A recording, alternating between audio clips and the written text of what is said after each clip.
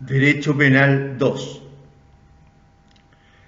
Tal como lo he hecho respecto de los otros ramos que me toca impartir, voy a comenzar leyendo una parte de la carta que le remití al director de la escuela, en la que aparece la razón del por qué hasta el momento estamos recién enviándole este video.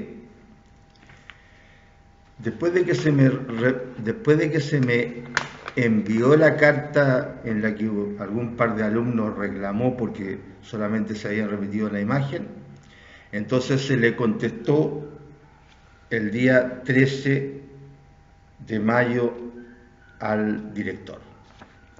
¿Qué es lo que dice en lo pertinente esta carta que yo le remití? Lo siguiente: los alumnos me reclaman lo siguiente: a la fecha del académico no realiza ninguna clase vía remota y solo ha subido material a través de la página de internet. ¿Es correcto lo que dicen los alumnos? Y aquí viene la explicación de por qué solo se subió el material a la página de internet. Me voy a saltar la parte que tiene que ver solamente con clínicas jurídicas y con derecho ambiental que contiene esta carta. Entonces, lo que se contesta es lo siguiente: usted debe tener, me estoy remitiendo al director de la escuela, especialmente presente, primero, que al comienzo la orden fue subir el material a la página de internet y a la vez enviar mensajes en cada ramo a los alumnos para responder sus eventuales preguntas y sugerencias, que fue lo que hicimos, efectivamente. Segundo, que luego se señaló que dichos contenidos debían realizarse por videoconferencia, no estando preparado ni el sistema, ni los profesores, ni los alumnos para ello, porque sobre la marcha se contrató el sistema Zoom, que empezó a presentar innumerables problemas que presenta hasta hoy día. Tercero, que por la cantidad de problemas que viene provocando hasta la fecha este sistema de videoconferencias, Zoom u otros, como Jitsi y otros, se ordenó volver a foja cero, que nada de lo actuado valía y por ende debía comenzar todo de nuevo desde el inicio. Cuarto, por todos los problemas señalados, más tarde se ordenó grabar las clases y subirlas al sistema para los alumnos, labor en la que yo me encontraba con mi ayudante, porque lo complicado no es grabar, sino subir esas clases, todavía. Quinto, en el interín parece que algunos profesores continuaron sus clases por videoconferencia, persistiendo los problemas señalados antes. Y sexto, y ayer, es decir, el 12 de mayo, en la reunión que se hizo en la facultad por videoconferencia, no hubo acuerdo en nada, ni siquiera para grabar las clases, porque se infringirían derechos constitucionales, como por ejemplo el derecho a la privacidad. Todo esto consta en los comunicados institucionales y los diversos correos, que entre paréntesis se contradicen unos con otros, que circulan entre los profesores por el WhatsApp de la escuela y otro WhatsApp que se creó paralelo en el que participan, además de los profesores, otros alumnos. Y termino en la carta diciéndole al director: en este desorden de actuaciones, usted, señor director, debe coincidir conmigo en que es muy difícil poder trabajar impartiendo clases, pero es muy fácil crear situaciones para dar a entender que el académico es irresponsable y así poder sancionarlo. Eso es lo que ha ocurrido y por esa razón es que se han presentado los gravísimos problemas que ustedes conocen.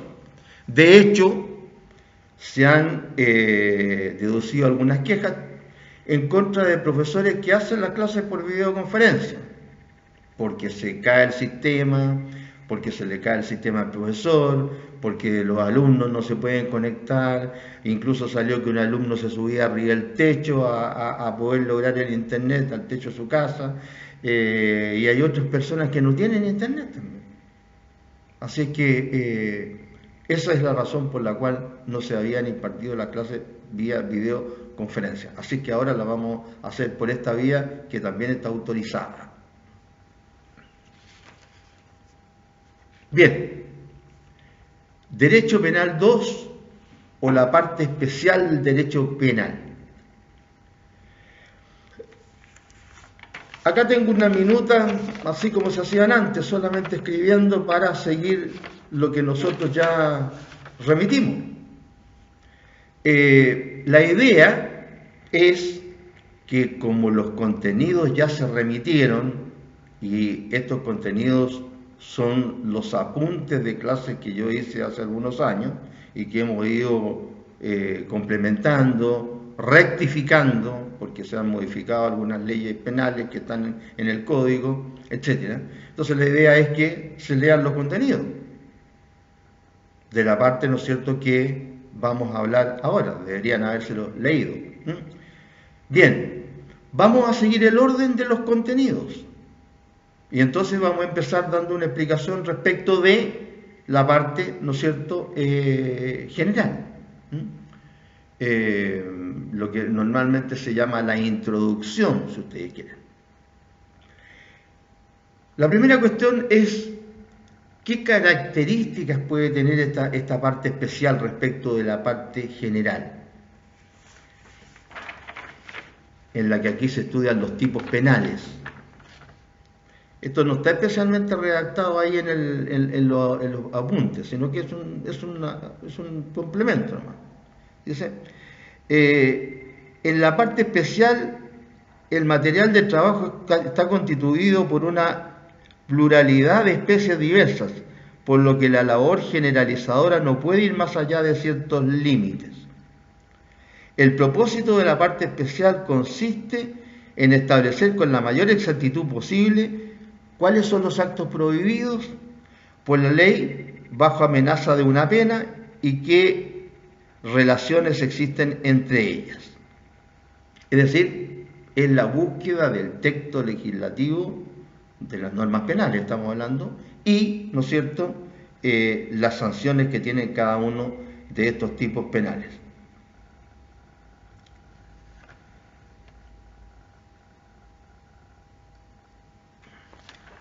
También es interesante señalar que, al contrario de lo que podría pensarse o de lo que ocurre con otras materias de diferente tipo, el estudio de la parte general, la teoría del delito, se ha iniciado como producto de el estudio de los tipos penales.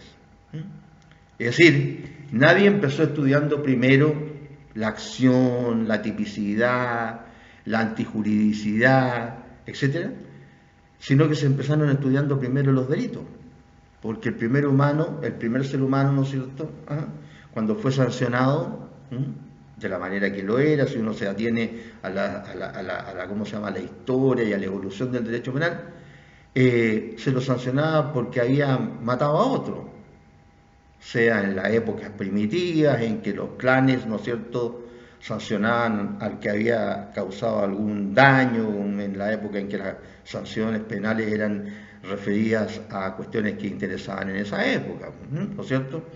Delitos contra la ley de caza y de pesca, cuando el hombre le interesaba eso, básicamente. Delitos contra la divinidad. ¿Qué es lo que se empezó entonces a sancionar? Los delitos. No se sabía todavía qué es lo que era la acción, la omisión, el deber de garante, etc. Entonces acá, ¿no es cierto?, la teoría del delito se empezó a estudiar a través del estudio de los delitos.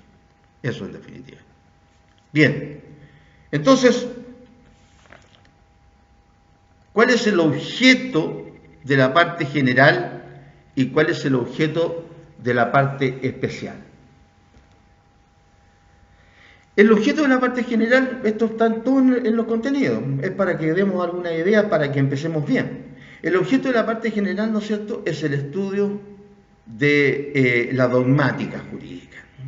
La dogmática jurídica, que es lo que dicen los autores respecto de los componentes del delito. Y, a su vez, la dogmática estudia eso, el delito, el delincuente y la sanción. Ese es el objeto de la parte general. Y el objeto de la parte especial, ¿qué es lo que es? El estudio de los tipos penales. Dicho también, el estudio de los tipos legales, porque nosotros aquí hablamos básicamente de la ley, ¿cierto? De la ley. Sin derecho penal tipificado no existe nada.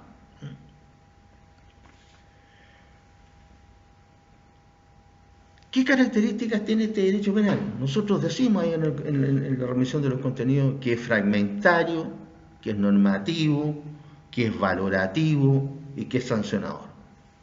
Todas estas son cosas que ustedes las vieron como características del derecho penal.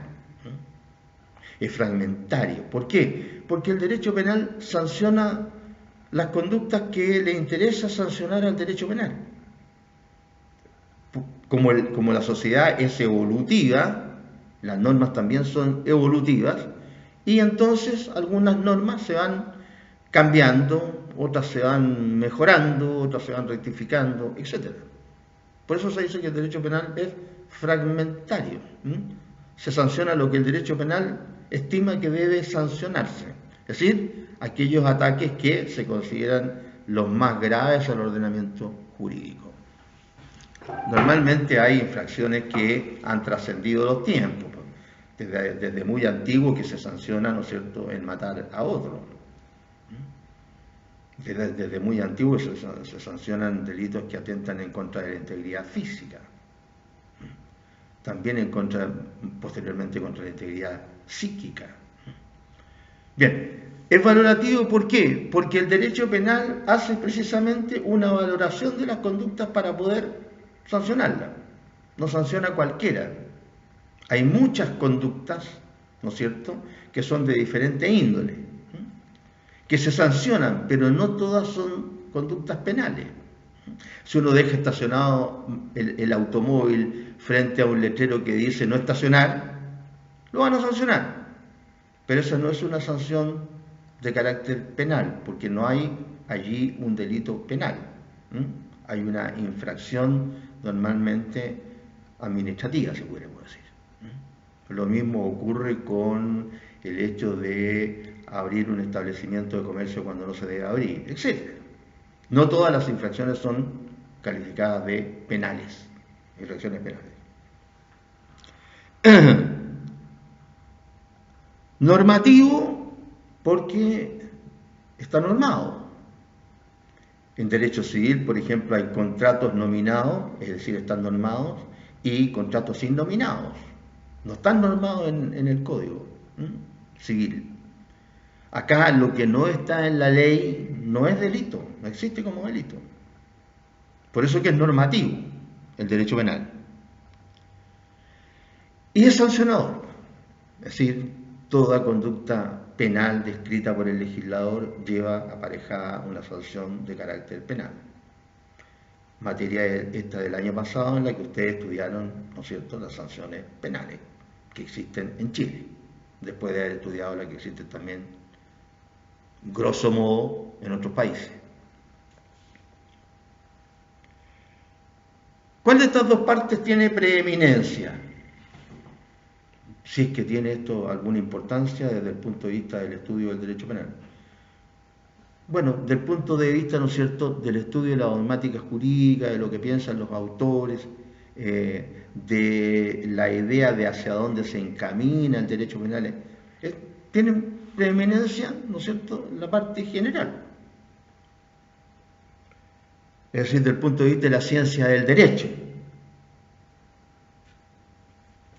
Pero del punto de vista de lo práctico, tiene preeminencia la parte que nos toca estudiar este año, es decir, la parte especial, por varias razones, pero básicamente por una, que es la que decimos en el contenido enviado, que es que en el derecho penal, a través del principio de la tipicidad, es decir, a través del establecimiento en el Código Penal y en las leyes penales especiales de las conductas que constituyen delito, se establece precisamente el campo de lo lícito, de lo ilícito en materia penal. A través del principio de la tipicidad, entonces, sabemos perfectamente qué es lícito y qué es ilícito en materia penal.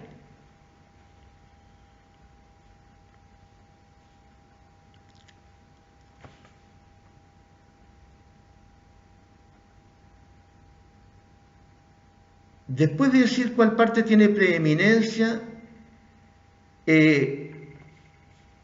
se habla también de la clasificación de las infracciones penales.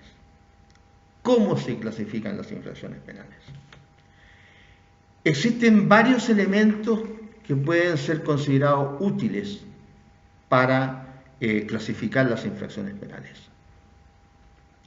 Normalmente lo que ocurre es que es el bien jurídico protegido el elemento que se toma en cuenta como directriz para los efectos de clasificar las infracciones penales, pero eso no significa que también no se utilicen otros elementos,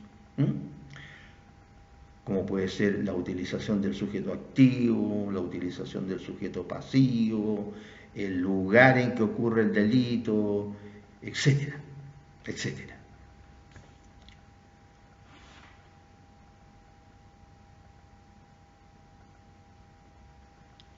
Entonces, es lógico preguntarse si las infracciones penales se clasifican del punto de bien jurídico protegido y no del punto de vista, en general digo, y no del punto de vista del sujeto activo, como también ocurre en ocasiones, como es el caso del título quinto del Código Penal, que sanciona los delitos cometidos por funcionarios públicos en el ejercicio de sus funciones. Es decir, ahí en el título quinto hay una excepción, que después vamos a referirnos a ella, a esta clasificación. Ahí justamente no se utiliza el bien jurídico protegido, sino que se utiliza al sujeto activo como forma de clasificar, sin perjuicio de que también se haga mención a los bienes jurídicos protegidos, al hablar de la probidad, etcétera, en materia de funcionario público.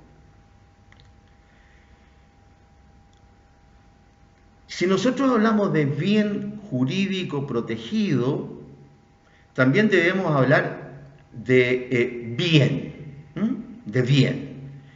a secas. Y también debemos mencionar lo que es el interés jurídico protegido. Entonces, ¿qué es lo que es bien primero? Nosotros decimos ahí en el contenido enviado que bien es todo aquello de naturaleza material o incorporal que sirve para satisfacer una necesidad humana. Porque el derecho al que protege es al hombre, no a las cosas o conceptos que son propiedad de él. Lo que protege es la vida del hombre, la propiedad del hombre o de la mujer, porque ahora, excúseme si realmente uno dentro del lenguaje, ya que uno como persona más antigua se lo olvida estar diciendo a cada rato hombres y mujeres, etc. Pero lo que el derecho penal protege es al ser humano y la vida del ser humano, la integridad física o psíquica del ser humano, el honor del ser humano, la propiedad del ser humano, el derecho a la intimidad del ser humano, etcétera, etcétera. Sin perjuicio también de proteger al ser humano como ente colectivo, como ocurre con ciertos delitos, ¿no es cierto?, que van más allá de la persona individual, que es la que normalmente es protegida por el derecho penal, Y hablamos ya de delitos que atentan en contra de otros espectros, como o conceptos, que son la nación políticamente organizada, es decir, el Estado. Ahí estamos todos como individuos, pero en conjunto, ¿no es cierto? Y ahí tenemos los delitos contra la seguridad exterior del Estado, por ejemplo, que es lo que vamos a estudiar a continuación. Entonces, bien, todo aquello que sirve para satisfacer una necesidad humana. Todo aquello, sea natural, o sea, corporal o incorporal. Y es jurídico porque está incorporado en la ley y protegido porque lo protege la ley a ese bien. Ahora,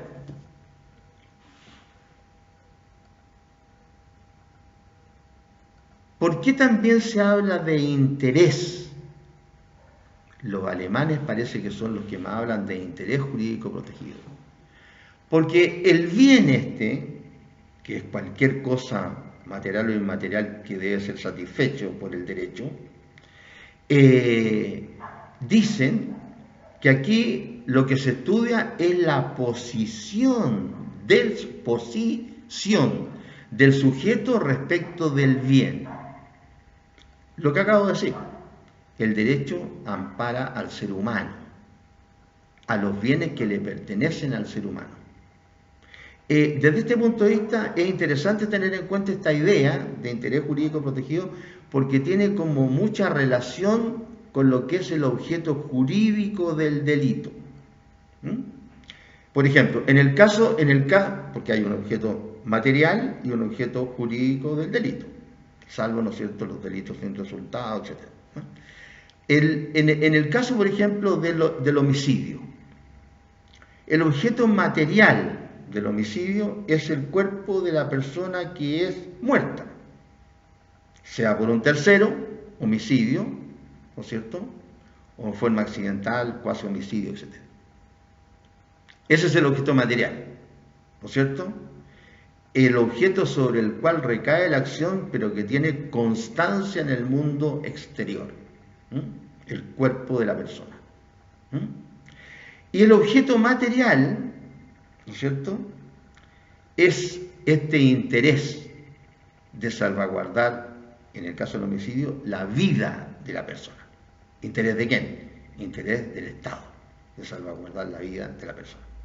Entonces ahí tenemos estos conceptos de bien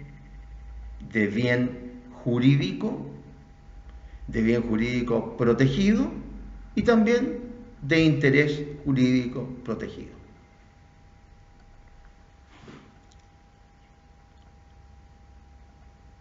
La sistematización de la parte especial, ¿en qué consiste?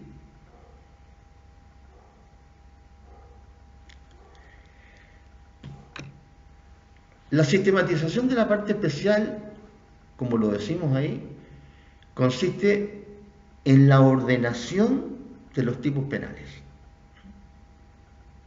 ¿De acuerdo con qué? De acuerdo con la jerarquía de los delitos. Esa jerarquía ha ido variando a través de la historia, ¿no es cierto?, del ser humano. Originalmente, cuando el ser humano era más primitivo, habían bienes jurídicos que en esa época eran más importantes que ahora. Se sancionaba con mayor rigor lo que era más importante. ¿Qué era lo más importante cuando el ser humano era recolector, por ejemplo? La caza, lo que cazaba. Era una vida de subsistencia. Estamos hablando recién del ser humano agrupado en clanes, ¿no es cierto? Eran familias grandes, atentados en contra de la divinidad, etc. Se sancionaba actos de desobediencia a la divinidad como delitos. Actos de brujería se sancionaban porque atentaban en contra de la divinidad, etcétera, etcétera. Es decir, esa jerarquía ha ido cambiando con el tiempo y se ha ido, como ha ocurrido siempre, uniformando. Las legislaciones ahora, ¿no es cierto?, más o menos, conseguirán los mismos bienes jurídicos. Salvo, ¿no es cierto?, casos aislados, sobre todo de gobiernos extremos, en los que no se respetan estas jerarquías. No se respetan estas jerarquías. De hecho, en gobiernos muy extremos no se respeta ninguna jerarquía. Entonces, reiteramos que esta ordenación y clasificación de los tipos penales se hace precisamente de acuerdo con el bien jurídico protegido. El código nuestro, que es un código antiguo, ¿no es cierto?, del siglo antepasado, empezó a regir en 1875, comienza tutelando los bienes del individuo colectivo, es decir, del Estado. Porque si ustedes se fijan, los dos primeros títulos tienen que ver con el hombre agrupado colectivamente. Delitos contra la seguridad exterior del Estado, delitos contra la seguridad interior del Estado. ¿Y el Estado qué es lo que es? ¿No es cierto? La agrupación de individuos o con varias características, agrupados en un territorio geográfico, ¿no es cierto?, nación en un territorio geográfico, unido por diferentes elementos y sujetos, ¿no es cierto?, a una legislación común, por ejemplo, sin perjuicio de otros elementos más. Así que ese es el objetivo de la clasificación y sistematización de la parte especial. ¿En qué consiste? En ordenar y clasificar los tipos penales. Ahora, si se está utilizando generalmente como método para estas clasificaciones el bien jurídico protegido y no otro elemento, sino que este, es porque algún mérito tendrá, servirá más que otros, o será más fácil de utilizar este método que otros. Bien, al menos nosotros ahí, si ustedes leen y van siguiendo la clase con los apuntes en la mano, si ustedes leen, señalamos 3 méritos de este método de agrupar los tipos penales por el bien jurídico que protege. El primer elemento es que señala el objeto de protección de las normas que señalan los delitos en el Código Penal o en leyes penales especiales. Normalmente se señalan delitos contra la propiedad, delitos contra las personas, delitos contra la intimidad, delitos, como dije, contra la soberanía exterior o interior, delitos cometidos por particulares en contra del orden, etcétera, etcétera. Y en las leyes penales especiales ocurre lo mismo. Por ejemplo, delito contra el tráfico ilícito de estupefacientes, delito de contrabando aduanero, delito de fraude aduanero, delitos militares, en donde se protegen a los institutos armados, eso es el bien jurídico protegido, etc. Es decir, ese mérito tiene, en primer lugar, el ordenar los tipos penales de acuerdo con este patrón, digamos, bien jurídico protegido.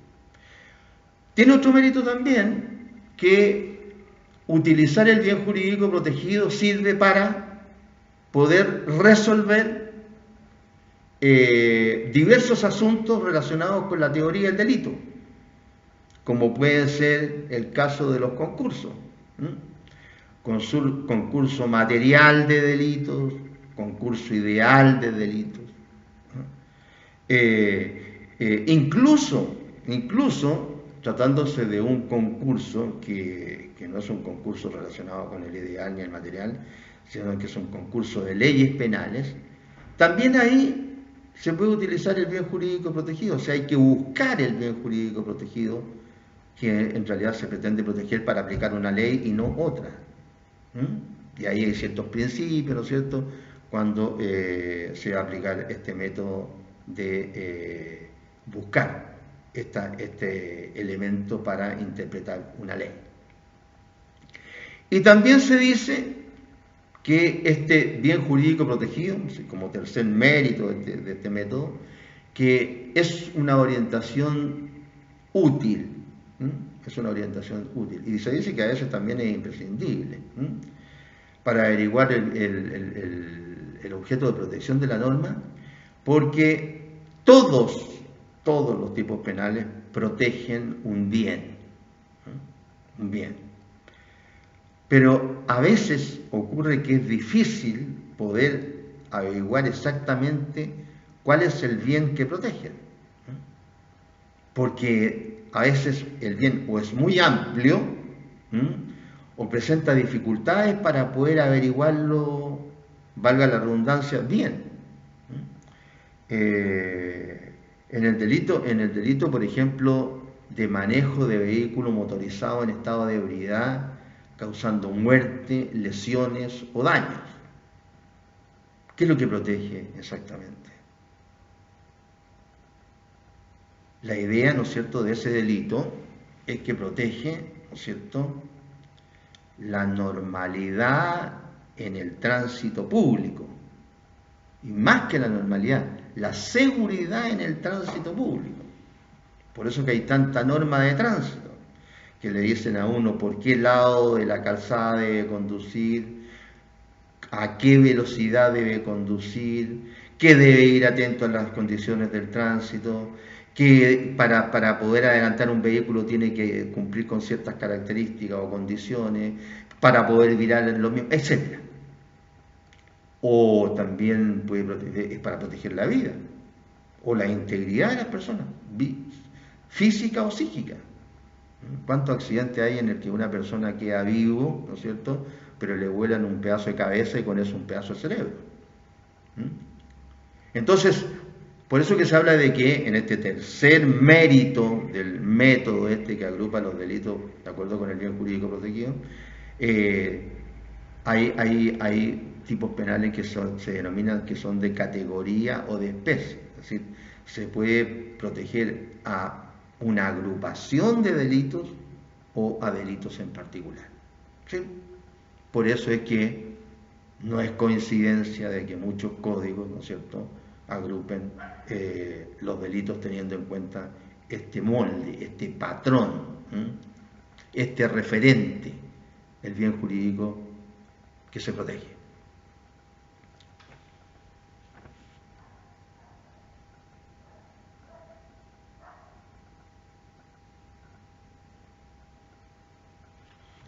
La nomenclatura del Código Penal nuestro, ¿cómo es? El Código Penal nuestro, si ustedes se fijan, la mayoría de los códigos sigue más o menos la misma idea, claro, con otro sentido, evidentemente. Pero siempre hay una parte general, una parte especial, etc. O que tramite un procedimiento especial, etc. O procedimientos especiales. Pero siempre también hay un procedimiento tipo. Por ejemplo, los códigos procesales. En el caso de nosotros, el Código Penal nuestro, en el libro segundo del Código, el libro primero está la parte general, donde se encuentra la teoría del delito, hay algunos delitos específicos que nosotros los pasamos también en el curso, no lo hemos pasado todavía, pero lo deberíamos pasar, que son los delitos de quebrantamiento de condena. Entonces, hay algunos que están en la parte especial, en la parte general, digo, antes del artículo 106, que es donde empieza el título segundo. Pero básicamente, la nomenclatura es así. Están los 10 títulos del código en el libro segundo. Y el libro tercero se refiere a las faltas. Esa es la idea de nuestro código. 10 títulos, y la mayoría de estos títulos se dividen en párrafos, que varían los párrafos. Salvo salvo el título 1, el título 2 y el título 10. Título 1, delitos contra la seguridad exterior. Título 2, delitos contra la seguridad interior. Título 10, de los cuasi delitos. En estos títulos no hay párrafos. Y en el restante número de títulos, entre el tercero y el noveno, ahí los párrafos varían. Varían. Esa es la nomenclatura de nuestro código.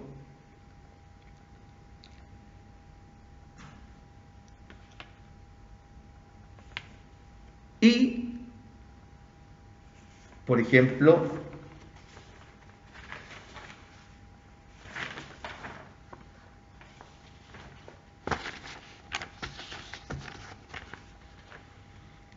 aquí está, este es el índice en el fondo del título segundo, del título segundo, después de hablar del delito contra la seguridad exterior o soberanía y seguridad interior, después del tercero, delitos contra los derechos que afectan los derechos garantidos por la Constitución, crímenes simples, delitos contra la fe pública, falsificaciones, falsos testimonios, etc.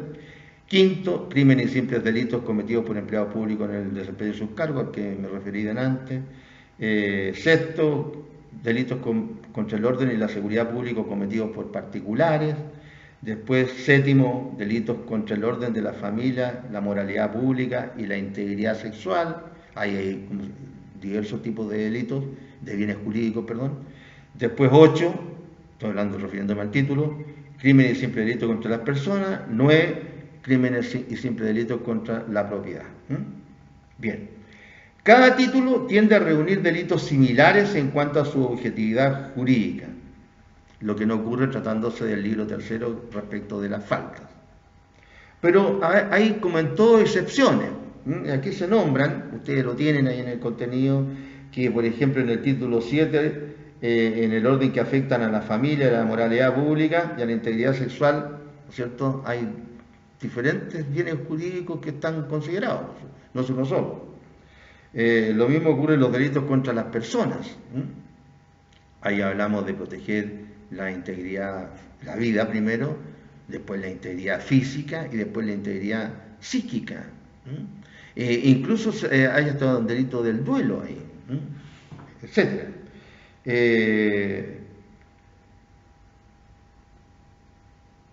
Y dentro de cada uno de estos títulos, en los párrafos, por ejemplo, en algunos de los títulos se atiende a la condición personal del hechor, como les señalé en el título 5, se atiende a la calidad de funcionario público. En el título 8, los delitos contra la persona no corresponden a un determinado bien jurídico, sino que se clasifica por el afectado, por la víctima, ¿no es cierto? Muchas veces. Si es pariente, si es cónyuge, si es conviviente actualmente, etcétera, dependiendo si se trata de un homicidio, de un parricidio, de un femicidio, etcétera. Y así. Es decir, hay algunos otros elementos más allá del bien jurídico protegido que también considera el Código para su propio encasillamiento y clasificación.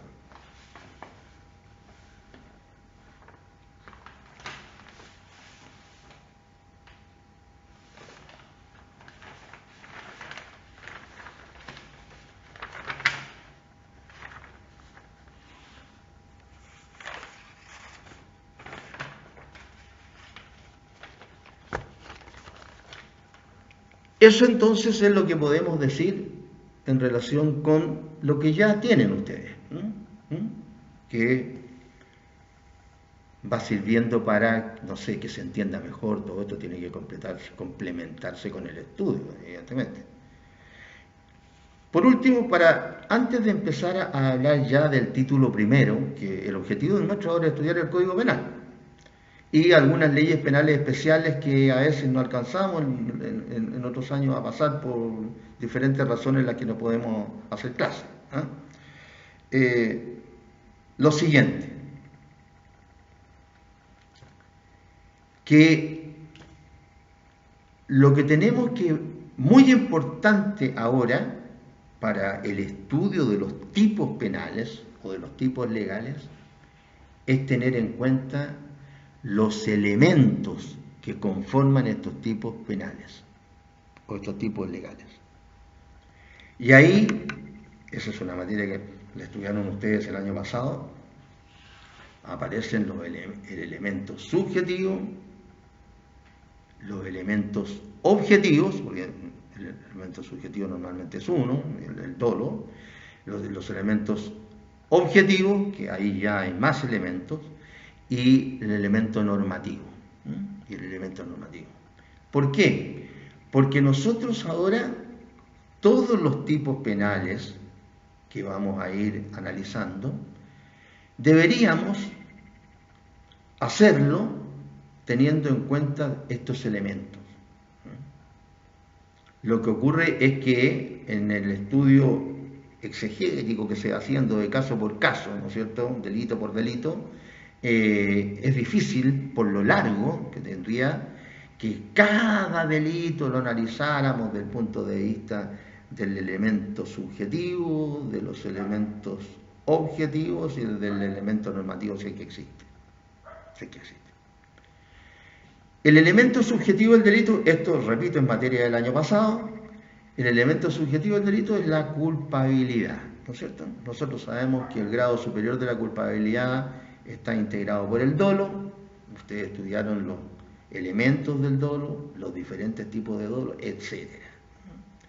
Y a veces la culpa, que básicamente, ¿no es cierto?, se caracteriza por un hacer más de lo que se debe hacer o, mejor dicho, o no hacer lo que se debe hacer cuando uno está obligado a hacerlo. Es decir, imprudencia, hacer más de lo que debe hacer, o negligencia, en cualquiera de sus formas.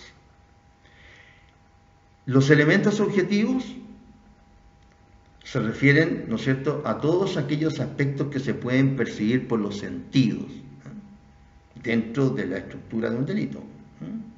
Es decir, estamos hablando de la acción o normalmente de la acción y de las modalidades de la acción. Acción que a su vez, ¿no es cierto?, la determina el verbo que la describe. El homicidio, por ejemplo, ¿cómo se describe muy simplemente en nuestro código? El que mate a otro. ¿Cuál es la acción que se castiga? Matar. Matar. Es decir, elemento subjetivo, animus necandi, ánimo de matar. Si yo no tenía ánimo de matar, por ejemplo, como ocurre con los delitos preterintencionales, en los que, ¿no es cierto?, la acción, mejor dicho, el resultado va más allá de la acción que quería el autor. Va más allá. Hay dos personas que están peleando, el ejemplo que colocamos siempre, dos personas que están peleando a golpes en un balcón, ¿no es cierto?, de manera irresponsable, y, digamos, en un cuarto piso, no en un segundo piso, que normalmente a lo mejor alguien se cae y no le pasa nada, o para qué decir en un balcón de un primer piso, pero digamos, en un tercer piso para arriba, están peleando en un balcón. Cuando una persona pelea con los puños, lo que pretende es causarle lesión al otro. Nadie piensa que si yo le doy un golpe en un ojo, en la nariz o en la boca a alguien, no le voy a causar una lesión. O sea, uno pelea con esa intención, causarle alguna lesión al otro, pero causarle alguna lesión. Pero si por X razón uno de los contendientes es muy fornido, tiene mucha fuerza, le da un combo a lo mejor y saca al otro del balcón y va a dar abajo y lo mata. Delito preterintencional. Es decir, el resultado fue más allá de la acción que pretendía el hecho. Bien, normalmente eso no ocurre, pero está dentro de las posibilidades en esta vida. Muchos delitos que son de riesgo, ¿no es cierto?, ocurren por el riesgo que lleva envuelta la sociedad actual. Entonces, dentro de los elementos objetivos del delito está la acción y las modalidades de la acción. Es decir, ahí hay que considerar quién es el sujeto pasivo, por ejemplo, el sujeto activo, hay que considerar la tipicidad, hay que considerar la posibilidad de que exista la no exigibilidad de otra conducta, etcétera, porque claro, puede tratarse también de una omisión, el deber de garante, etcétera, etcétera. Ahí están los elementos objetivos del delito, básicamente la acción y las modalidades de la acción. Y después vienen los elementos normativos, es decir, estos elementos tienen lugar cuando señalan una exigencia normalmente que va más allá de la acción que compone el título delictivo y que son necesarios para poder sancionar. Por ejemplo, en el caso del hurto, o del robo, del robo, sobre todo el robo con fuerza en las cosas. Se requiere elemento normativo que se trate de una cosa ajena. El que se apropiare de cosa ajena con o contra la voluntad de su dueño, etc. Ahí tenemos un elemento normativo, cosa ajena. Bien, estos elementos, como digo, ustedes van a tener que tenerlos en cuenta para cualquier pregunta que se pueda hacer, saber quién es el sujeto activo, quién es el sujeto pasivo, etc. En el homicidio, ¿quién es el sujeto activo? Cualquier persona. Estamos hablando de personas capaces, ¿no es cierto? Ahí intervienen otros elementos del delito. Pero, ¿quién es el sujeto activo? Cualquier persona. Sí, sujeto activo indeterminado. ¿Quién es el sujeto pasivo? Si hablamos de homicidio simple, ¿no es cierto? Cualquier persona.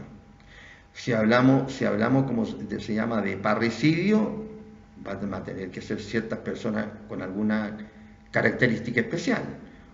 O alguno de los parientes que señala la ley, o el cónyuge, o el conviviente que ha sido o fue. Que es o fue. Es decir, tiene que tener alguna característica. Si hablamos, por ejemplo, del delito de abandono de niños o personas desvalidas, vamos a tener que averiguar si se hizo en lugar habitado o en lugar deshabitado, en los términos del código, etc. Es decir, hay que tener en cuenta otro tipo de elementos para poder establecer cuáles son los elementos del delito. Eso creo que debería ser una de las primeras cuestiones que ustedes deberían tener en cuenta para poder estudiar cada tipo penal. Hacerse esas preguntas respecto de los elementos del tipo legal. Elemento subjetivo, objetivo y normativo. Que normalmente este último no va a existir un elemento normativo, no en todos los tipos penales existe. Bien. Dadas esas explicaciones, entonces, vamos a empezar a hablar de la materia. Yo normalmente me guío por el criterio del código, es decir, voy estudiando los delitos en el mismo orden del código. Básicamente lo hago por una cuestión que creo, a lo mejor, no sé, a lo mejor no es así, pero creo que si por X razón de repente el alumno no va a clase, o estoy hablando de una situación normal, no como ahora, o por cualquier circunstancia se ve impedido de acceder a la materia, entonces es más fácil que, siguiendo el orden del código, pueda seguir la materia. Yo por lo menos tengo esa idea, o debe ser porque a lo mejor a mí me pasaba la materia así, y el profesor que tuve yo, ¿cómo se llama? El profesor Sergio Politov Lipschitz, y ¿cómo se llama? A lo mejor por eso me quedé con esa idea. Lo encuentro que es buena desde ese punto de vista pedagógico, creo yo. Bien, otros empiezan por los delitos que creen que tienen más importancia, porque hay delitos que parece que son más importantes porque ocurren más, pero muchas veces los delitos que ocurren más no necesariamente son los más importantes, porque para calificar la importancia de un delito hay que ver desde qué punto de vista se lo califica. Por ejemplo, de los delitos que más ocurren son los delitos contra la propiedad. Sí, son importantes, ¿por qué? Porque afectan a muchas personas, están afectando a muchas personas, pero ¿son los más importantes? ¿O serán a lo mejor los delitos contra la vida de las personas? Otros dirán, no, a mí me interesan los delitos contra la intimidad contra la intimidad de la vida, etc. Otros hablarán, no, pues lo primero que hay que cuidar es al Estado. Entonces hay que preocuparse de los delitos que atentan en contra del Estado, etcétera, etcétera. Así que el código adoptó un sistema y ese sistema es el que vamos a utilizar nosotros, sobre todo ahora que estamos en esta contingencia, en la que vamos a seguir ¿cómo se llama? Este criterio. Tenemos que estudiar, tengo entendido, el título primero, segundo, tercero, cuarto, quinto y me parece que ahora debemos estudiar el título noveno, que es los delitos contra la propiedad también este año, este semestre. Los contenidos los vamos a enviar, así que no hay que para la menor duda de eso. Bien, teniendo en cuenta entonces que ustedes conocen los elementos del tipo penal, vamos a iniciar el estudio del título primero del Código. Delitos contra la seguridad exterior.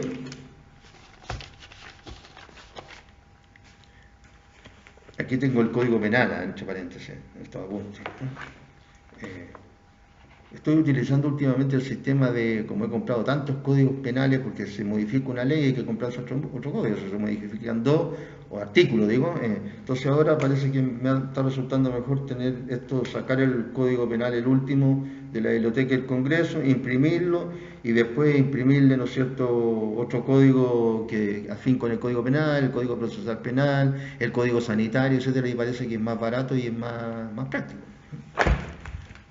Bien. Delitos contra la seguridad exterior o soberanía del Estado.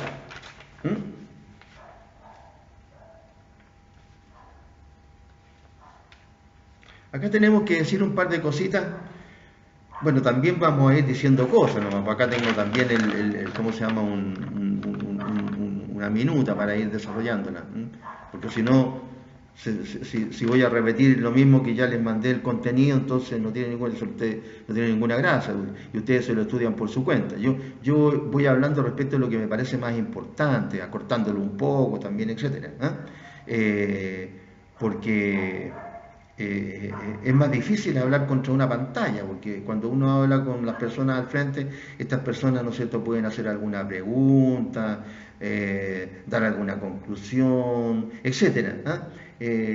Lo cual no siempre ocurre, pero es diferente.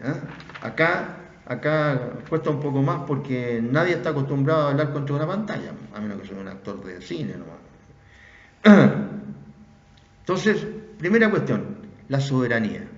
¿Recuerdan ustedes que estudiaron la soberanía? En la época que yo estudié, había un ramo que se llamaba Derecho Constitucional. Y en ese ramo de Derecho Constitucional hay varios ramos que ahora parece que tienen diferentes nombres. La soberanía es un concepto que tiene dos caras. La soberanía interna y la soberanía externa. Acá nosotros vamos a hablar de la soberanía externa. Después en los delitos contra la seguridad interior del Estado vamos a hablar de la soberanía interna. ¿Qué ocurre? Los Estados conforman, ¿no es cierto?, organizaciones mundiales. Y entre esos Estados, como ocurre también con las personas, tiene que haber un orden. Tiene que haber, básicamente, derivado de este orden, tiene que haber un respeto, ¿no es cierto? Y ese respeto, en el fondo, es el atributo que se quiere cuidar, que se quiere proteger a través del ejercicio de esta soberanía exterior de los estados, de cada estado. En ese orden de ideas no hay estados superpotencias, porque ahora ya no es una la superpotencia, son más de una, sino que todos los estados deberían ser iguales, aunque sean muy ricos o muy pobres, muy sabios o muy ignorantes, etc. porque las diferencias están a la vista, ¿cierto? Uno mismo cuando dice algo, dice, es que para decir que uno va a hacer algo bien, dice, es que en Europa se hace tal cosa, en Alemania y de repente para decir algo malo, dice los latinoamericanos, pues para no decir otro continente peor que nosotros a lo mejor, los latinoamericanos cometen falta en esto, hasta en esto. Es decir, desde este punto de vista, lo que se quiere es proteger el respeto, ¿no es cierto?, de cada una de estas naciones, cualquiera que sean las características de estas naciones. Es decir, que cada Estado tiene el derecho a ser reconocido en independencia, igualdad e integridad. Independencia, igualdad e integridad. O como quieran que ustedes coloquen estos conceptos. Integridad, igualdad, independencia, etc. Tienes el derecho a ser reconocido en esos tres aspectos al menos. ¿Por quién? Por el resto de los estados. Entonces, estos tres conceptos en relación con el Estado, con cada Estado, son los que se tratan de proteger aquí en el título primero de nuestro Código Penal y junto con otras leyes que también ahí en el contenido las mencionábamos, hay también normas en el Código de Justicia Militar, hay leyes penales especiales, etcétera, etcétera. Entonces, ese es el sentido de la soberanía exterior. Ese derecho que tiene cada Estado, repito, cualquiera que sean sus características, para que el resto de los Estados, cualquiera que sean sus características, lo reconozcan en integridad, en independencia y en igualdad. En el título segundo nos vamos a referir a la otra parte de la soberanía, que viene a ser la soberanía interior del Estado, o la soberanía interna, que básicamente consiste en el derecho al respeto de la institucionalidad que cada Estado se da, es decir, en el respeto a su ordenamiento jurídico. Respetar el ordenamiento jurídico que cada Estado se da. Estoy hablando de Estados democráticos, no estoy hablando de situaciones democráticas. Cuando no hay una democracia, entonces ahí cesan estas cosas. Cesan. Bien.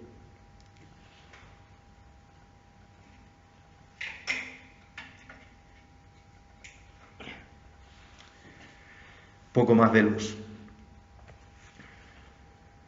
Entonces, ¿qué delitos están configurados, tipificados, digamos, en el Código Penal?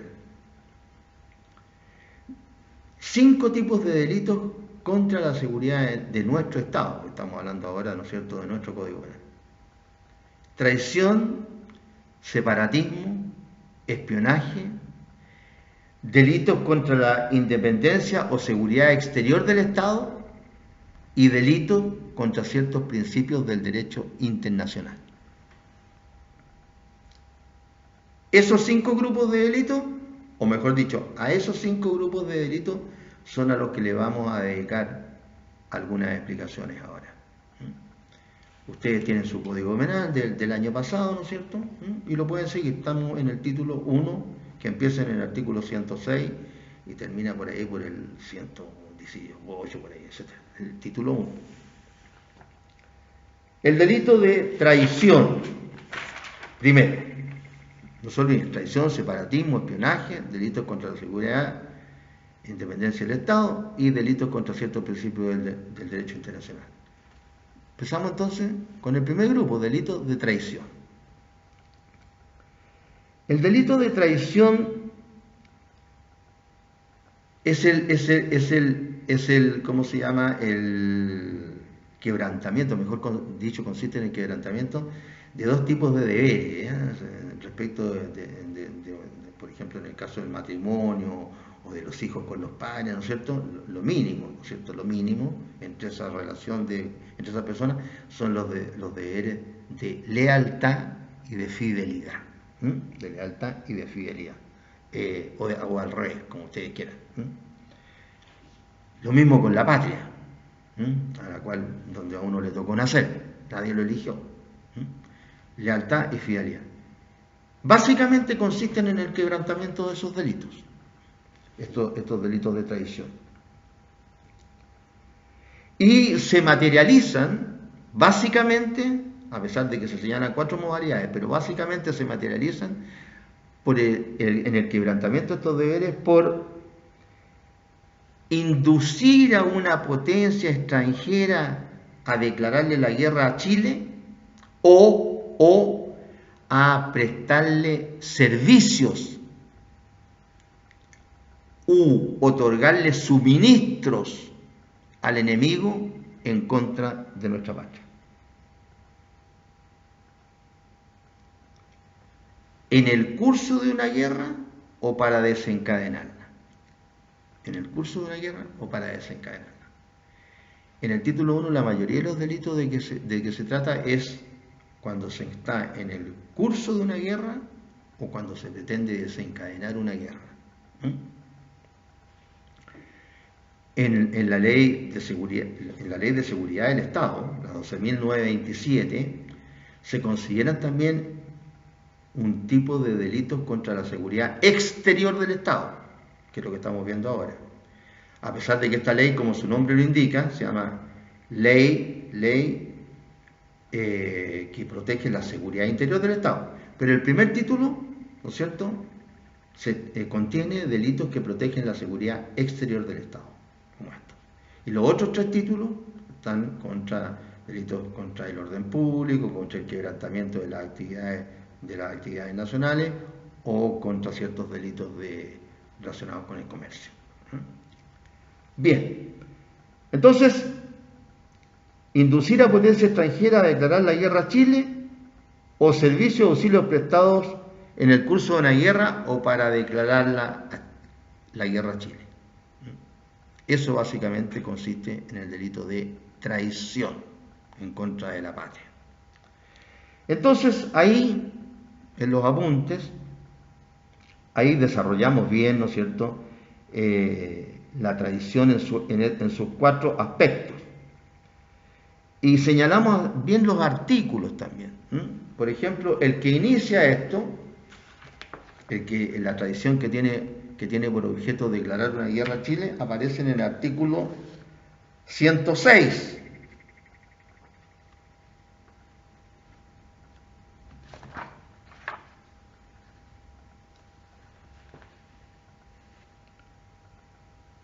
¿Qué dice la ley? Código Penal. Todo el que dentro del territorio de la República conspirare contra su seguridad exterior para inducir a una potencia extranjera a declarar la guerra a Chile, a hacer la guerra a Chile, será castigado con tal pena. Si se han seguido hostilidades bélicas, la pena podrá elevarse. Las prescripciones de este artículo se aplican a los chilenos, aun cuando la conspiración haya tenido lugar fuera del territorio de la República. Bien. Ahí, en los apuntes, nosotros desarrollamos las ideas de conspirar, por ejemplo, y de inducir.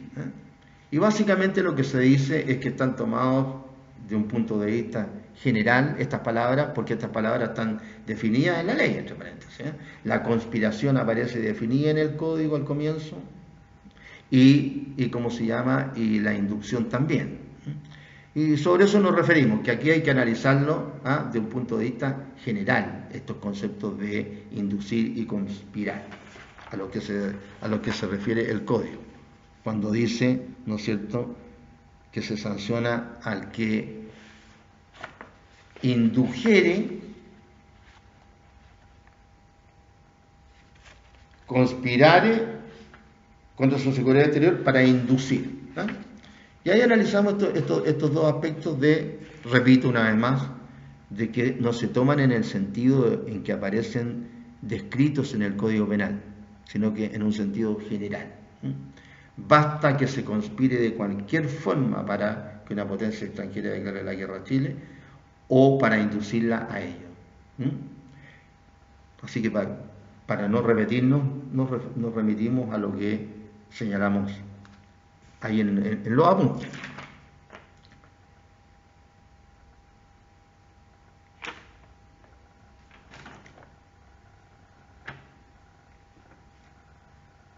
Después están los servicios militares prestados a una potencia extranjera.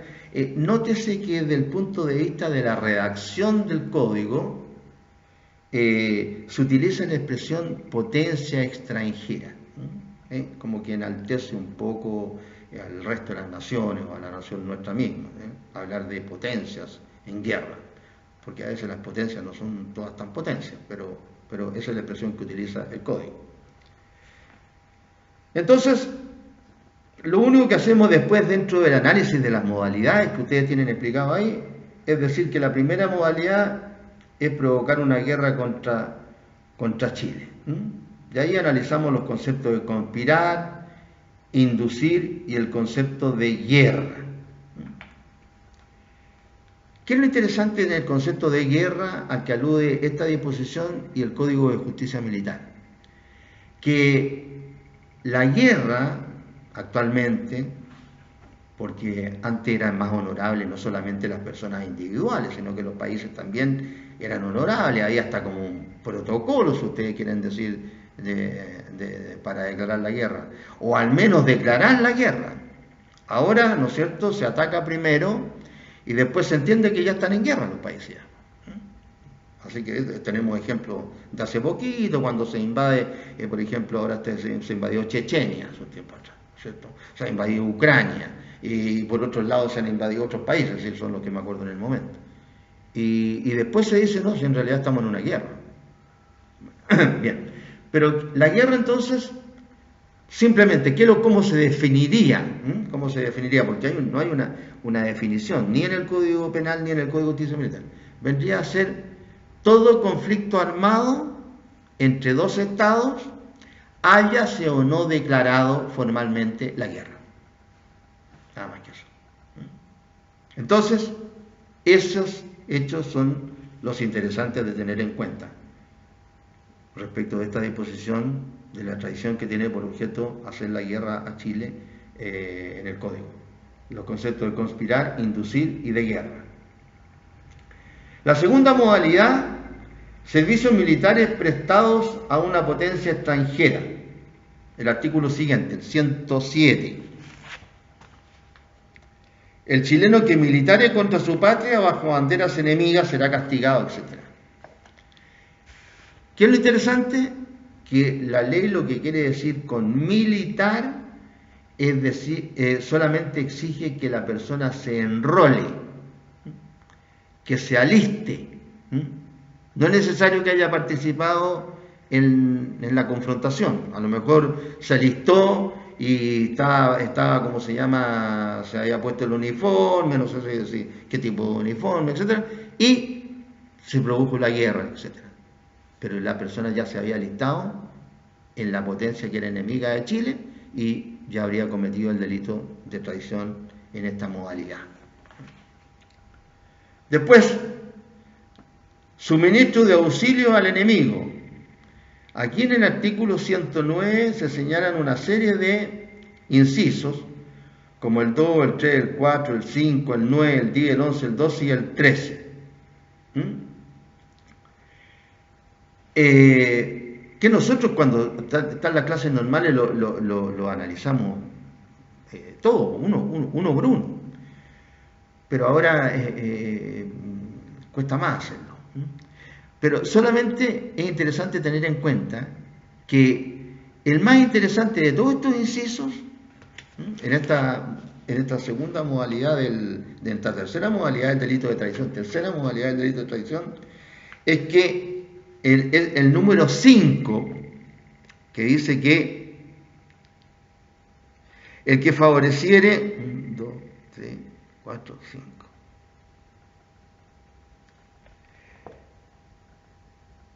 El que favoreciere el progreso de las armas enemigas en el territorio de la República o contra las fuerzas chilenas de mar y tierra, corrompiendo la fidelidad de los oficiales, soldados, marineros u otros ciudadanos hacia el Estado. Es decir, este comprende en el fondo todo el resto de los incisos. ¿De qué se trata? De que alguien favorezca el progreso de las armas enemigas en el territorio nacional. En el territorio nacional. Ese comprende todas las otras hipótesis que están detalladas en los otros incisos. Favorecer el progreso de las armas enemigas. Y la cuarta modalidad de este delito de traición es la de mantener con correspondencia con ciudadanos o súbditos de una potencia extranjera que hayan provocado, ¿no es cierto?, el progreso de las armas enemigas. Este delito, esta modalidad de delito,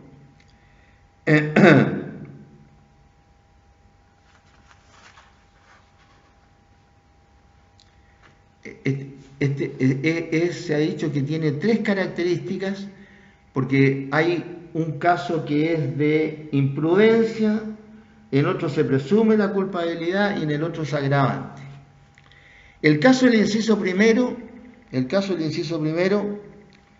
es imprudente. El inciso primero, el 112, dice: todo individuo que hubiera mantenido con los ciudadanos súbditos de una potencia enemiga correspondencia que, sin tener en mira alguno de los crímenes enumerados en el artículo 109, ha dado por resultado suministrar al enemigo noticias perjudiciales a la situación militar de Chile o de sus aliados, que obran contra el enemigo común. Ese es un caso de imprudencia, se está sancionando una actuación imprudente, que vendría a ser un cuasi delito, se está sancionando como delito de traición. Yo acá estoy, bueno, no sé, porque estoy sentado al revés, pero estoy frente al mar. Supongamos que estuviéramos en una guerra, o en estado de guerra, para provocar una guerra. Y yo le digo a la potencia extranjera, me comunico con ciudadanos de la potencia extranjera y le digo: mire, hay 3 barcos de la Armada chilena acá en el puerto de Arica. Nada más. Y ese hecho que se llega a saber, ¿no es cierto? Porque si no, no pasaría nada. Se llega a saber, entonces me sancionarían como un acto de traición por haber dicho eso. Porque a lo mejor, como yo dije eso, los de la Marina de otro país que está en guerra a Chile, ¿no es cierto?, vendrían a decir: mira, este barco tiene tales características, esta fragata, este crucero, qué sé yo, entonces navega tantos nudos por hora, qué sé yo, y a lo mejor puede llegar a tal parte de nuestro país en tal hora y tal día. Y lo están esperando allá, y cuando llega lo hunden. O lo hacen en el mar, abierto, etc. Y yo lo único que se puede decir, a lo mejor hasta de tonto, fíjese que tuve correspondencia con un amigo mío del país con el que Chile está en guerra, o que se está por producir la guerra, está en esos actos preparatorios, y le dije: oye, fíjate que este barco de la Armada están en Arica hoy día, yo lo estoy mirando acá de la ventana. Es un acto imprudente. El segundo es un acto en el que se presume la traición, que son de estas disposiciones que no le gustan al Código Penal, porque la presunción en los delitos de antemano no va con el principio de culpabilidad. Porque dice: la misma pena se aplicará cuando la correspondencia fuere en cifras que no permitan apreciar su contenido. O sea, yo en vez de decirle, ¿cómo se llama? Oye, fíjate que ya está fondeado acá en Arica una fragata, o 2 fragatas y un destructor, ¿cómo se llama? Decir eso, con letras, qué sé yo, o diciéndolo verbalmente, lo digo de otra manera, lo digo como se comunican, por ejemplo, los delincuentes, cuando el delincuente le manda la cocaína a otro delincuente, entonces le dice: oye, la muñeca va bien envuelta y llega tal día. O que le pongo 1 arriba al 14 el 17. Es decir, en cifras, lo que se llama lenguaje cifrado. Todo esto es mucho más complicado de lo que yo estoy diciendo. No se olviden ustedes que durante la Segunda Guerra Mundial hasta se le reconocieron los méritos que en su momento no se le reconocieron a un tipo que inventó una máquina para poder descifrar los mensajes que mandaban los nazis, ¿no es cierto?, a su fuerza de mar, tierra y aire. Y mientras no descifraran esos mensajes, hace muy difícil poder, ¿no es cierto?, poder acabar con los nazis. Y estos tipos inventaron esa máquina. Bueno, aquí yo estoy poniendo ejemplos bien tontitos, que son para que míos, digamos. Pero es un lenguaje que se denomina cifrado. Y el solo hecho entonces de hacer un lenguaje cifrado presume que yo estoy cometiendo este delito. Y el otro simplemente es un grado de agravación, porque se trata, como en muchos casos, en que se agrava la pena porque el que comete la acción es un funcionario público. Y al funcionario público se le exige mayor cuidado en todo. ¿En todo qué? En todo lo que tenga que ver con el Estado. Ese funcionario público es un funcionario que tiene relación con el Estado de Chile. Entonces, el último inciso dice: si las noticias son comunicadas por un empleado público que tiene conocimiento de ella en razón de su empleo, la pena será, y se aumenta la pena. Esa es la situación de la traición. ¿Qué podemos decir ahora en relación con la segunda modalidad? El delito de separatismo. Traición, separatismo. Después viene el espionaje. El separatismo. El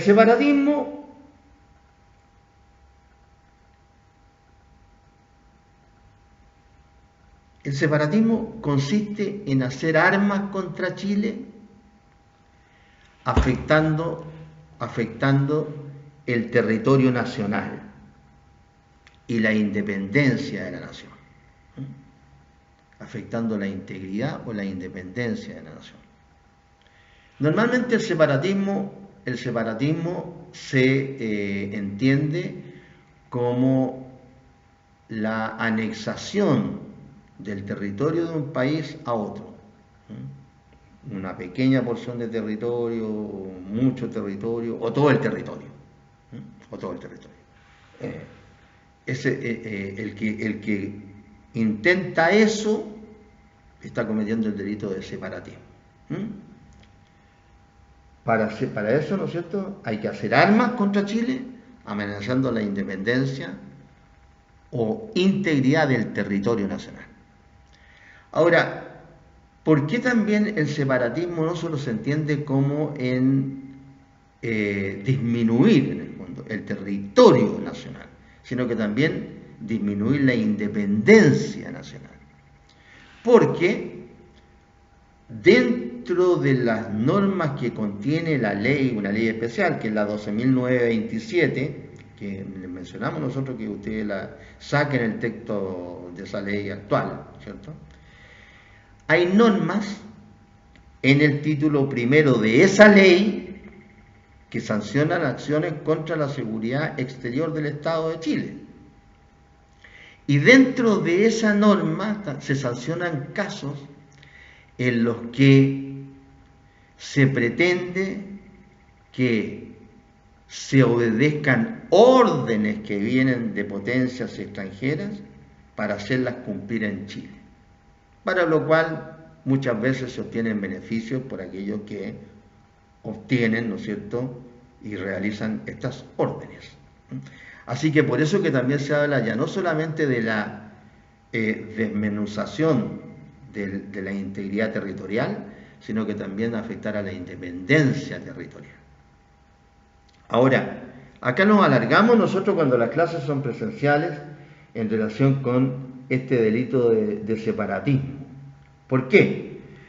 Porque si uno se fija en este artículo de separatismo, en el artículo 108 se sanciona a todo individuo que, sin proceder a nombre y con la autorización de una potencia extranjera, hiciere armas contra Chile amenazando la independencia o integridad de su territorio. Lo dice el Código también la independencia, además de la ley de seguridad del Estado. Hiciere armas contra Chile para eso, para amenazar la independencia o integridad de su territorio. Pero la ley en el 108 exige hacer armas, lo dice exactamente, lo acabo de leer. Pero, y aquí es donde contamos algunas anécdotas, qué sé yo, en clase, en la ley de seguridad interior del Estado, no, para que a uno lo sancionen como autor de este delito de separatismo, no es necesario hacer armas. Y basta con la propaganda o emisión de opiniones para que se produzca esta desintegración territorial. Y cuando nosotros hacemos las clases, comentamos que de repente ciertas autoridades locales del norte en su periodo, por ejemplo, ofrecían franjas de territorio para que un país, ¿no es cierto?, lo ocupara y colocara ahí sus plantas, ¿no es cierto?, de gas, de la cual Chile se iba a beneficiar también, pero entregándole parte de ese pedazo, un enclave, qué sé yo, dentro de nuestro territorio, que pasaba a ser, ¿no es cierto?, de soberanía de este otro Estado. Bien, eso no dentro del Código Penal, que exige hacer armas, pero sí dentro de la Ley de Seguridad Interior del Estado, constituiría este delito de traición. Entonces claro, hay que probar los otros elementos del delito, la culpabilidad, etc., los elementos subjetivos, objetivos y normativos, si que hubiere. Pero se sanciona esa situación. Así que ojo con las opiniones que tengan ese objetivo. La tercera modalidad es el delito de espionaje. Básicamente los actos de espionaje consisten en la búsqueda de objetos o de documentos o en la averiguación de informaciones de utilidad. ¿Y para qué? ¿Para qué buscar estos documentos o papeles o averiguar estas informaciones? Para revelárselas al enemigo. En eso consiste el delito de espionaje, básicamente. Es decir, como lo tienen ustedes ahí en sus apuntes, el delito de espionaje está ligado a la violación de los secretos de introducirse indebidamente en la esfera del secreto o de revelar indebidamente el secreto al que se accedió. Claro. El secreto. Nosotros vamos a estudiar más adelante ciertos delitos que tienen que ver con el secreto. El secreto consiste básicamente en que las personas tienen prohibido legalmente acceder a algo. Este algo puede ser un documento o una información para que no pueda revelarlo.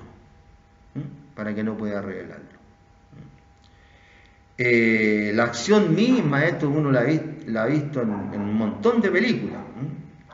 Es decir, cuando los agentes, ¿no es cierto?, los agentes extranjeros tratan de ingresar a un lugar, ¿no es cierto?, sacar fotografías, etc.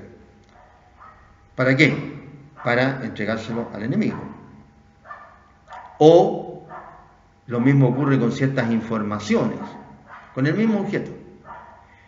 ¿Por qué? Porque de repente una persona no tiene acceso al secreto y se introduce ilegalmente al lugar para obtener el secreto, documentos, información que esté en lo que esté, o a lo mejor tiene la posibilidad de acceder al secreto, pero no tiene la posibilidad de revelarlo y lo revela. ¿Sí? Hay dos formas, ¿no es cierto?, en las cuales o a través de las cuales se podría cometer este delito. Básicamente es eso. Lo otro está detallado, ahí ustedes tienen la información. Y el artículo como se llama 109, que contenía la modalidad anterior de traición, contiene en estos incisos, en 3 incisos, contiene 3 modalidades de estos delitos de espionaje. No se olviden que el código nuestro es antiguo, así que están relacionados con formas antiguas, ¿no? Y estos son los casos de los incisos 6, 7 y 8. El 6 dice, estoy leyendo el artículo 109, el 6 dice: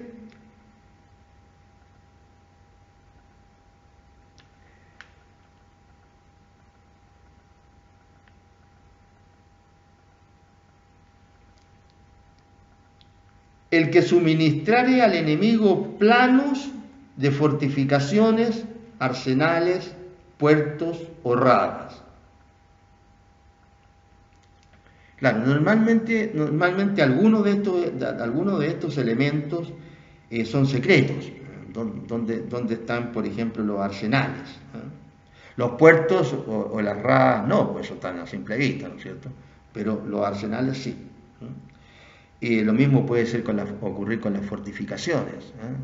Puede que algunas sean secretas, otras no. Pero para la época del código estas cosas sí eran de la manera que el código quiere decir. Las fortificaciones sí existían, habían fortificaciones físicas, ¿no es cierto?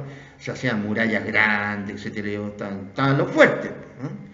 Ahora con las armas de destrucción masiva, hacer un fuerte con un misil de ciertas características, desaparece el fuerte completo, ¿no es cierto?, en cuestión de segundos, que llega un avión de alta potencia, de vuelo, etcétera, y las armas que tiene, todo. Entonces, claro, hay que adecuar esto a la época, pero en un caso de espionaje. El suministrar al enemigo los planos, para que supiera dónde estaban estas cosas. Ubiquémonos en lo que era, ¿no es cierto?, el ejército y la armada a la época del código. Son normas que vienen de la época del código, 1875. ¿Eh? Claro, ahora como que no calzan exactamente, pero sí está la idea, ¿eh? Suministrarle los planos de eso. ¿Eh? Ahora cuando se habla, el país que está preparando una guerra tiene a los espías de antemano estudiando dónde están todos los aeropuertos, los puertos, las fortificaciones, todo lo necesario para destruirle al enemigo. Pero bueno, estamos hablando de una disposición que precisamente nos da a entender lo mismo. Después, el que le revelare a la potencia enemiga, ¿no es cierto? El que le revelare el secreto de una negociación o de una expedición. No hay que dar muchas explicaciones para esto.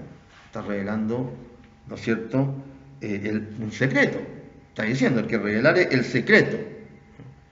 Va a haber una negociación y entonces la da a conocer al enemigo. Y el enemigo, ¿no es cierto?, cuando hay una negociación, hay otras cuestiones que van para llegar a la negociación. Entonces va a conocerla y va a tomar partido de esto. El enemigo. Y la última, el que ocultare o hiciere ocultar a los espías o soldados del enemigo enviados a la descubierta. Como lo decimos ahí en los apuntes, fíjense ustedes que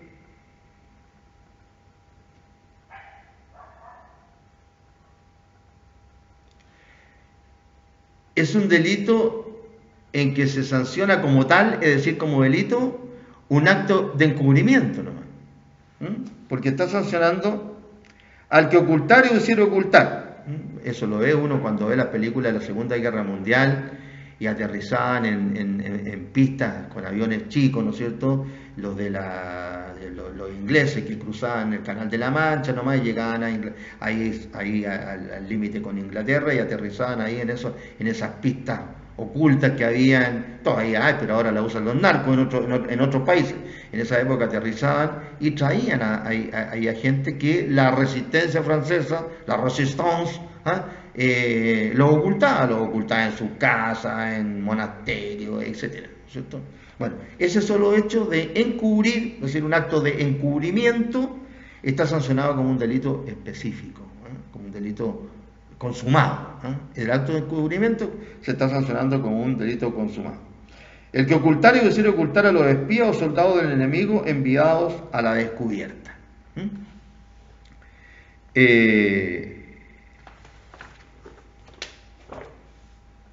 Ahí tenemos entonces el delito de espionaje. Y, de acuerdo con la grabación acá que me pone la hora, que ya es muy largo, ya en realidad deberían ser más cortas estas clases para que no se aburran los alumnos tanto. Tenemos ciertos delitos que atentan contra la cuarta modalidad, delitos que atentan contra la seguridad o independencia del Estado.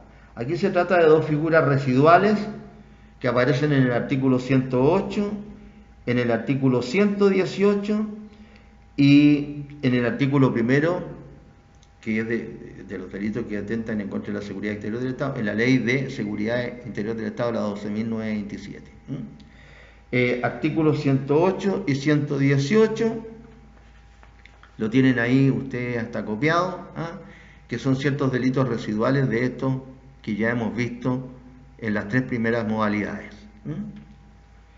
Y por último, delito contra ciertos principios del derecho internacional público. Delito contra ciertos principios del derecho internacional público. Bien. El hombre ha variado en todo sentido, hasta en la guerra. Antes, hasta en la guerra se respetaban ciertas cosas. Hasta en la guerra se respetaban ciertas cosas.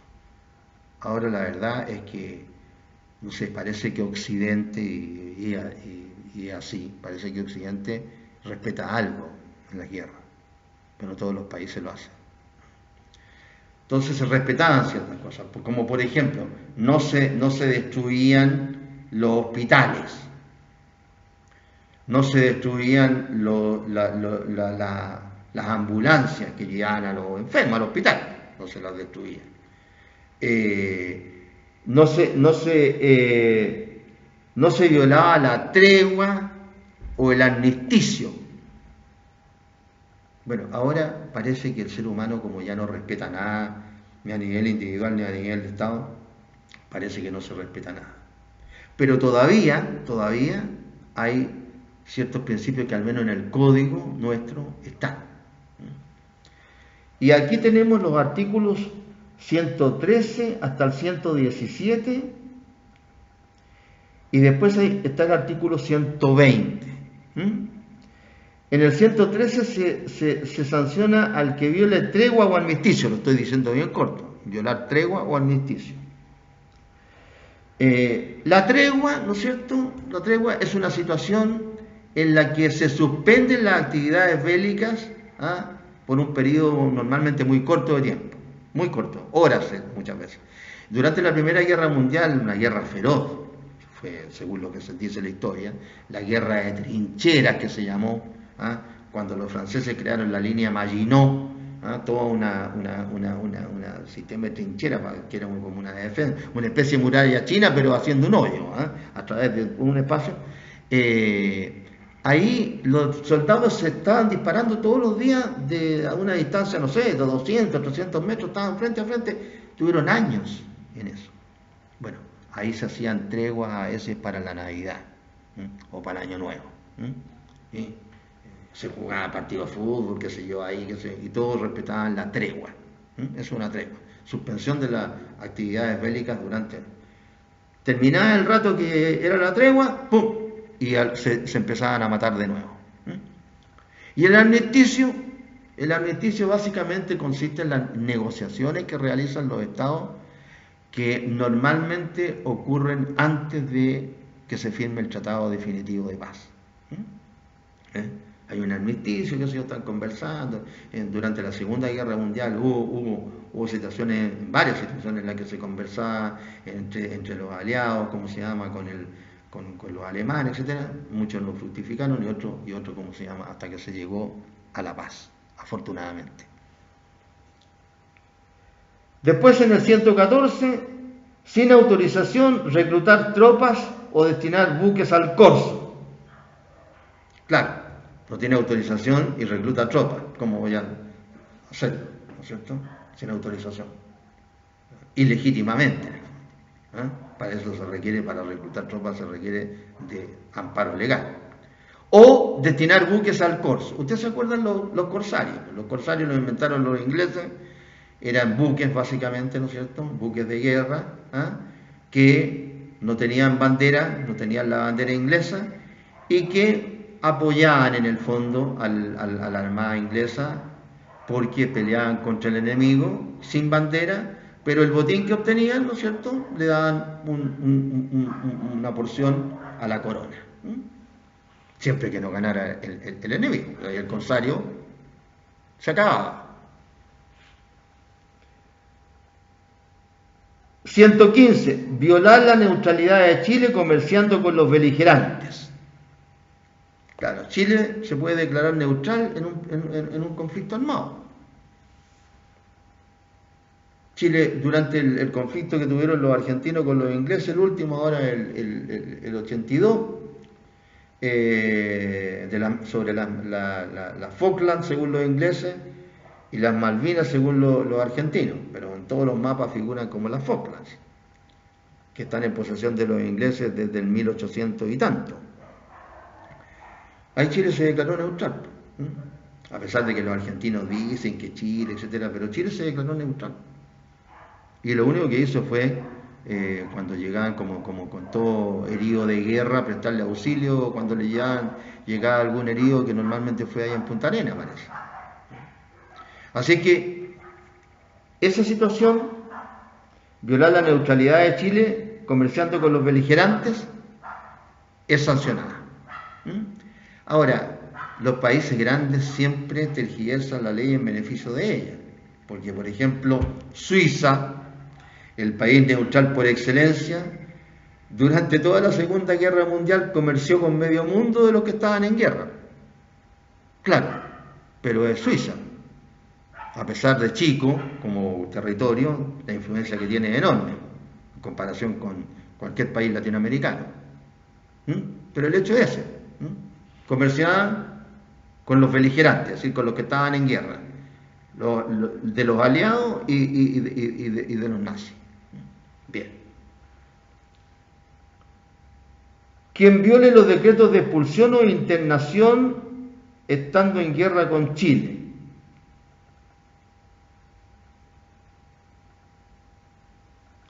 Claro, nosotros, una de las leyes que estudiamos es la ley de extranjería.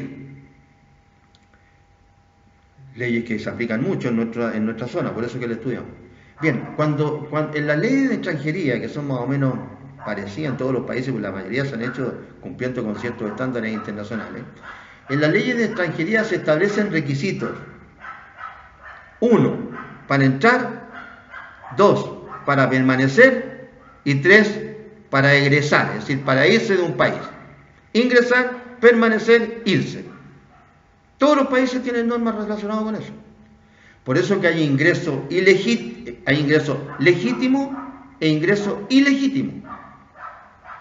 Hay personas que no ingresan por donde dice la ley que deben ingresar, que son los pasos habilitados actualmente, sin guerra ni nada. Bueno, ese es un ingreso ilegítimo que amerita o la expulsión o una sanción penal, estando en paz. Estoy hablando de los que llegan sin cumplir con la ley chilena para ingresar, que, como digo, es más o menos lo mismo en todas partes. Bien, con mayor razón si hay una guerra.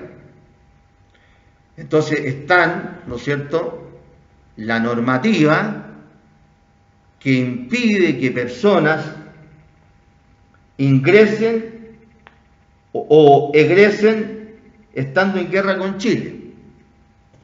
Claro, Y el que viola esa prohibición de ingreso o de egreso, ¿no es cierto?, lo sanciona la ley. En el artículo 116, quien viole decretos de expulsión o internación estando en guerra con Chile. Lógico, lógico. O sea, esto también se hace en tiempo de paz, pero este artículo se aplica en tiempo de guerra.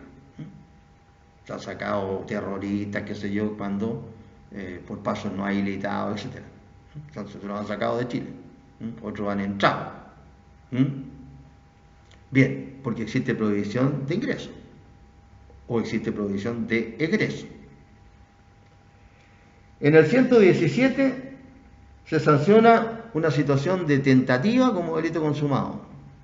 Pues se sanciona al chileno en este caso. Normalmente este tipo de delitos no hacen discriminación respecto del chileno y del extranjero, salvo en algunas situaciones en que sí se sanciona a los chilenos, como esta. 117. Se sanciona al chileno culpable de tentativa para pasar a país enemigo estando prohibido. Lo único que hay es que está prohibido pasar al país enemigo, nada más. Ya hay un chileno que por X razón intenta, ¿no es cierto?, pasar a ese país. Tentativa de pasar a ese país. Bueno, la tentativa ustedes la conocen, la base de la tentativa es el principio de ejecución del delito, ¿no es cierto?, que ¿cómo se llama?, que empiece a dar cumplimiento al verbo rector del delito. Seguramente hay ¿cómo se llama?, muchas razones a veces para que una persona pase. A lo mejor tiene su familia en el otro país, etc. Pero bueno, la guerra es la guerra, dicen. Han habido a través del tiempo películas famosas respecto de esto. Una película famosa de un actor famoso que se llama Adiós a las armas, precisamente lo condenan a muerte por eso, porque su mujer estaba en otro país, él estaba en guerra su país estaba en guerra con ese país y se intentó pasarse al enemigo, lo pillaron y lo ejecutaron. Hay muchas películas de eso. Bien. Y en el artículo 120, aquí hay una situación en el 120, una situación de inmunidad. Se sanciona al que viole la inmunidad personal o el domicilio del representante de una potencia extranjera. Ojo, ojo, porque en estas épocas que estamos viviendo, en que no se respeta ni a nada ni a nadie, esta norma 120, Código Penal, dice: el que violare la inmunidad personal o el domicilio del representante de una potencia extranjera será castigado con reclusión menor, a menos que tal violación importe un delito que tenga señalada pena mayor, debiendo en tal caso ser considerada aquella como circunstancia agravante. Claro, si se violó la inmunidad, el domicilio, por ejemplo, entraron unos ladrones a la casa del representante de la potencia extranjera, un embajador, por ejemplo, representante de una potencia extranjera. Y ¿cómo se llama? Y entró para robar, ese delito tiene mayor pena que reclusión menor en su grado mínimo, que violar la inmunidad o el domicilio del representante. En este caso se va a aplicar la pena del robo con fuerza en las cosas. ¿Para qué decir si además le pegó al embajador, etcétera? Así que no es llegar y meterse en cualquier parte tampoco a cometer un delito. Bien. Jóvenes como ustedes son hábiles para la computación, separen en dos partes, qué sé yo, la clase y así lo ven más tranquilo, tengan sus apuntes a mano, los que les hemos remitido, y tengan su código penal también.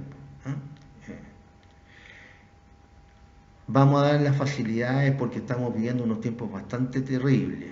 Vamos a dar las facilidades para que ningún alumno, por una cuestión que no sea de su propia, ¿cómo se llama?, responsabilidad de estudiar, vaya a tener problemas con el ramo.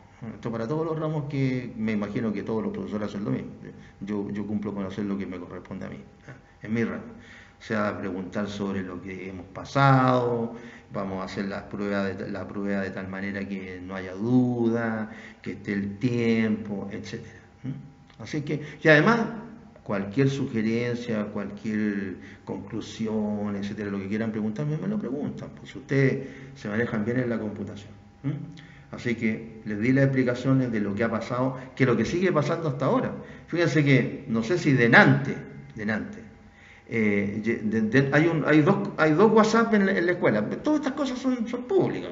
Hay dos WhatsApp en la escuela. Uno de los profesores, básicamente de los profesores de jornada completa, y otro que se creó que ahí también participan alumnos, uno que se llama Grupo 10 de Derecho. Hay un señor que apoya la cuestión de la computación y qué sé yo. Pero ahora, dentro del Grupo 10 de Derecho de los profesores, un académico mandó ¿cómo se llama? Un mensaje del diario El Clarín de Argentina. Y en el diario, la noticia es que en el diario Clarín de Argentina se dice que no se va a poder hacer el juicio ni contra Menem, ni contra ¿cómo se llama? La actual senadora, su señora, la viuda, la Cristina Kirchner, por los problemas que presenta Internet para hacer los juicios en forma de videoconferencia. ¿Qué quiere usted? Hoy día, o sea, y como coloque el académico. En todas partes está el problema este. Porque como todo el mundo está en la casa, todo el mundo está utilizando el Internet. Así que yo no sé si los satélites se estarán volviendo locos en el espacio exterior, pero el problema es ese. Y les leí la carta esa del principio, que es pública, al que quiera se la muestro, porque hemos tenido esos problemas y las órdenes han sido totalmente contrarias una con otra y nadie ha sabido qué hacer. Tómenlo a lo mejor como una disculpa, etcétera, pero lo único que les puedo decir que es la verdad. La próxima clase entonces vamos a tratar los delitos contra la seguridad interior del Estado y ahí van a tener que tener además en cuenta la ley sobre seguridad interior del Estado a la que nos referimos ahora solamente relacionada con el título primero que tiene, la ley sobre control de armas y la ley que sanciona conductas terroristas. Esas van junto con la materia de los delitos contra la seguridad interior del Estado. Que estén muy bien.